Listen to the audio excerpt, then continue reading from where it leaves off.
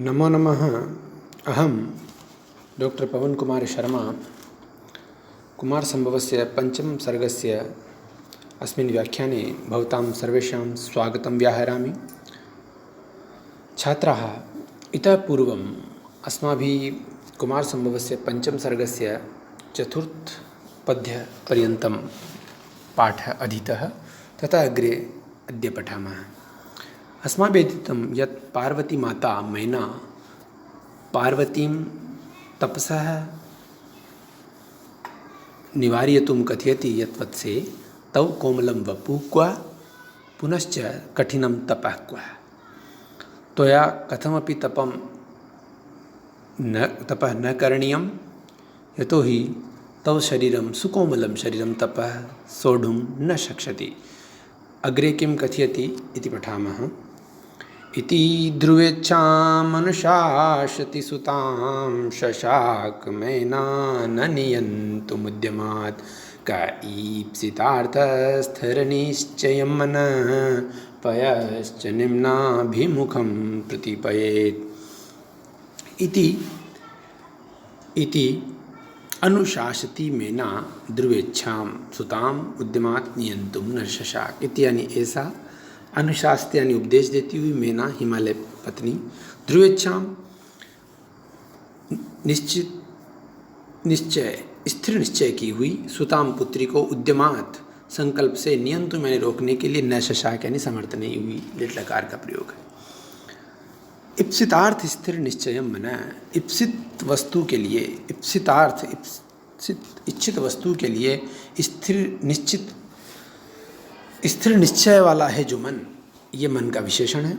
और निम्नाभिमुखम नीचे जाते हुए नीचे मुंह किए हुए नीचे की ओर जाते हुए प यानी पानी को चयनी और क यानी कौन प्रतिपेद यानी उलट सकता है। अर्थात जो इस वास्तव में दृढ़ निश्चय किया हुआ मन है और नीचे मुख वाला जो प है उसे कोई नहीं रोक सकता है। तो इस प्रकार जो है कहती हुई मैना अपनी प्रबल इच्छा धारण की हुई दृढ़ निश्चय की हुई सुता को रोकने में समर्थ नहीं हुई। तो यहाँ पर उत्तरार्ध जो है उससे समर्थन किया गया है पूर्वार्ध का। तो अर्थांतरन्यास अलंकार है। संस्कृत व्याख्या और देख लेते हैं। इति एवं अनुशासति उपदिशति मेना हिमालय भार्या ध्रुवेच्छां स्थिर मनोरथां सुतां दुहितरम उद्यमात् उद्योगात् नियंतुम निवार्यतुम नहीं शशाक समर्था अभवत बभूव। इप्सितार्थ स्थिर निश्चय मन अभिष्टार्थ दृढ़ संकल्प युक्तम अभिष्टार्थ स्थिर निश्चय युक्तम मन चित्तम निम्नाभिमुखम अधोमुखम पय सलिलम च क प्रतिपयेत क प्रतिकूलम कर्तुम शक्नुयात् कोपि न। इति अर्थात वास्तव में जो स्थिर निश्चय वाले मन होता है उसे कोई व्यक्ति बदलने में समर्थ नहीं होता यदि वास्तव में उसने दृढ़ निश्चय ठान कर लिया है तो। और वैसे ही जल को हम देखें यदि नीचे गिर रहा हो तो उसे हम क्षण भर हाथ से थाम तो सकते हैं पर रोक नहीं सकते। तो वैसे ही मैना जो है उसे यद्यपि उसने खूब प्रयास किया लेकिन अपनी पुत्री हिमालय को वह अपने निश्चित जो उसने निश्चय कर रखा था तपस्या के हेतु शिव प्राप्ति के लिए उससे डिगाने में समर्थ नहीं हुई। तो यहाँ पर अनुशास्त्री में ङीप प्रत्यय है, अनुशास्त्री में क्षत्रिय और ङीप है, नियंतुम में तुमन प्रत्यय है। आगे अर्थांतरन्यास अलंकार में पूर्व में बता चुका हूँ। और छंद की दृष्टि से विचार करें तो यहाँ पर वंशस्थ छंद है। और विशेष शब्द जो देखें तो प्रतिगता आप अस्मिन इति प्रतीप, तो उलटना से उस शब्द में रूढ़ है उलटने के अर्थ में। तो यहाँ इस तरह से ये पंचम पद्य समाप्त होता है। उसके बाद वह चूँकि माता से तो वह निवृत्त हो चुकी है, पिता से वह कैसे पूछे। पिता के सामने हम जानते हैं कि पुत्रियाँ लज्जावश कभी कोई मांग होती है तो रख नहीं पाती है तो वो सहारा लेती है अपने माँ का, या माँ का जब न ले सके तो फिर जैसे सखी का यहाँ पर पार्वती सहारा लेती है। तो एक साधारण सा मनोविज्ञान कवि के द्वारा व्यवहार रूप में यहाँ दिखाया गया है जो हमें यहाँ पर स्पष्ट रूप से द्योतित हो रहा है। तो पार्वती जो है अपने पिता से, क्योंकि पिता बिना आज्ञा बिना कोई भी काम समर्थ नहीं होता है, तो ये आज्ञा प्राप्त कर चाहे कैसा भी हम कार्य कर रहे हैं, पिता माता उसके लिए एक बार मना करे लेकिन आज्ञा प्राप्त करना बहुत आवश्यक होता है। तो वही भारतीय संस्कृति का यहाँ पर पार्वती निर्वहन करती हुई दिखाई दे रही है हमें, और अपने पिता से आज्ञा लेने के लिए माँ आज्ञा लेती है। और ये उसी के रूप में अगला श्लोक आता है। कदाचिदासन्न सखी मुखेन सा मनोरथज्ञं पितरं मनस्विनी अयाचतारण्यनिवासमात्मनः फलोदयांताय तपः समाधये। कदाचित मनस्विनी सा आसन्न सखी मुखेन मनोरथज्ञं पितरं फलोदयांताय तपः समाधये आत्मनः अरण्यनिवासम् अयाचत। कदाचित एक बार, मनस्विनी दृढ़ निश्चय वाली, सा पार्वती, आसन्न सखी मुखेन पास में रहने वाली विश्वसनीय जो सखी है उसके द्वारा मनोरथज्ञम मनोरथ को जानने वाले पितर मैंने पिता को फलोदयांताय फल प्राप्ति पर्यंत, ऐसा नहीं 1 महीने 2 महीने, जब तक फल प्राप्ति न हो जाए तब तक तपसमाधये तपस्या करने के लिए आत्मन यानी अपना अरण्य निवासम वनवास को अयचत यानी मांगा, तब तक के लिए वनवास करने की आज्ञा मांगी। कदाचित कस्मिंश्चित् काले मनस्विनी दृढ़ चित्ता सा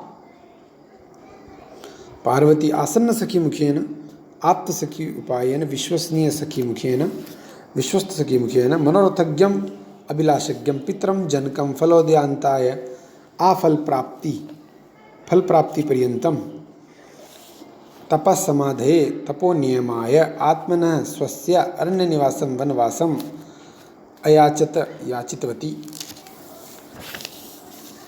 मनस्विनी वह थी, मनस्विनी वह पार्वती थी, तो वह स्वयं कह न पाई तो अपने सखी के मुख के द्वारा मनोरथ ज्ञानी मत को जानने वाले पिता से कि यह जो है शिव को प्रतिरूप में प्राप्ति पर्यंत तब प्रसन्न करने पर्यंत जो है तप के लिए आज्ञा चाहती है, ऐसा उसने अपने पिता को ज्ञापित किया।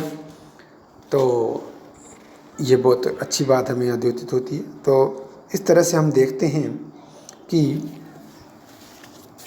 जो आज्ञा मांगने का एक तत्व तो मैंने आपको बताया, इसी दूसरी इसमें अच्छी बात है कि आज्ञा मांगी गई है फलोदयांता, या किसी भी व्यक्ति द्वारा कोई चीज़ का परिश्रम किया जाए कब तक किया जाए, फल प्राप्ति पर्यंत किया जाए। कोई व्यक्ति कहाँ अध्ययन करने जाता है, तैयारी करने जाता है, एक बार में सफल होकर लौट आता है, नहीं, जब तक हमें वह चीज़ प्राप्त न हो तब तक हमें लौटना नहीं है। तो निश्चित रूप से वह हमें वस्तु प्राप्त होती है। तो यहाँ पर भी लक्ष्य प्राप्ति के लिए पार्वती उसी फल प्राप्ति तक अपने अरण्य निवास को मांगती है। तो कदाचित कस्मिंश्चित् काले मनस्विना दृढ़चित्ता सा, है ना, पार्वती वनवासम याचितवती। अग्रे मनस्विनी शब्दे मनस्विनी नी प्रत्यय है। मनोरथ में मनसा अर्थ है मनोरथ, मनोरथ को मनोरथम जानाति इति मनोरथ ज्ञाह का इगुपत ज्ञाह प्री की रह का इति का प्रत्यय है। आसन्न में आसदत्ता, समाधि में सम आधा की, इस तरह से ये प्रत्यय हैं प्रमुख। और अलंकार की दृष्टि से विचार करें तो अलंकार की दृष्टि से विचार करें तो यहाँ पर कदाचित आसन्न सखी मुखिया निशा मनोरथज्ञम पितरम मनस्विनी मैं आने से अनुप्रास अलंकार भी स्पष्ट है। तथा पूर्व के पद्य में मैं आपको अलंकार के विषय में बताना भूल गया था। जो अलंकार में दीपकानुप्राणित अर्थांतरन्यास अलंकार वह था।